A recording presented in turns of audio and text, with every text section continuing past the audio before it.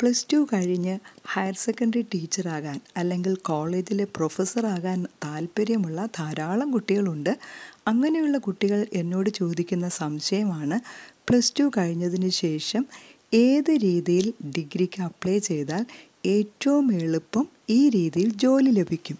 +2 കഴിഞ്ഞതിന് ശേഷം higher secondary ടീച്ചറാകാൻ അല്ലെങ്കിൽ ഒരു പ്രൊഫസറാകാൻ 3 വഴികളുണ്ട്. ശ്രദ്ധിക്കുക. ഒന്ന്, ഇപ്പോൾ +2 പഠിക്കുമ്പോൾ തന്നെ നിങ്ങൾക്ക് അപ്ലൈ ചെയ്യാം.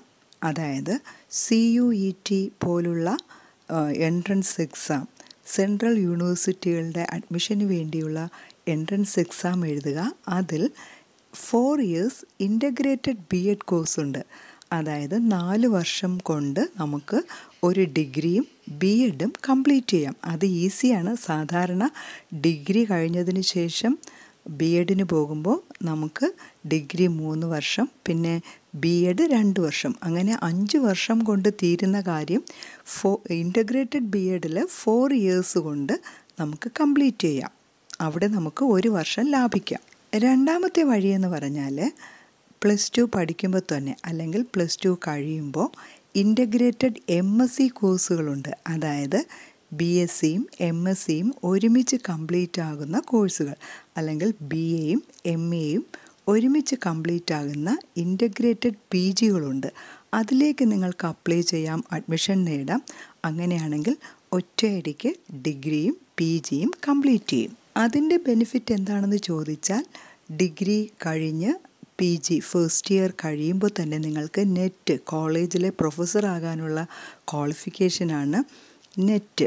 ആ നെറ്റ് നിങ്ങൾക്ക് എഴുതാം.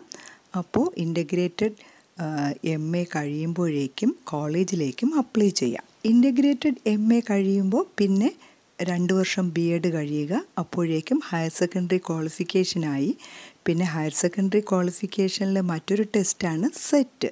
കോളേജിലേക്ക് നെറ്റ്, ഹയർ സെക്കൻഡറി സെറ്റ്. മൂന്നാമത്തെ ഓപ്ഷൻ +2 കഴിഞ്ഞതിന് ശേഷം 3 വർഷം ഡിഗ്രി കഴിയുക, 2 വർഷം PG കഴിയുക, പിന്നെ 2 വർഷം BEd.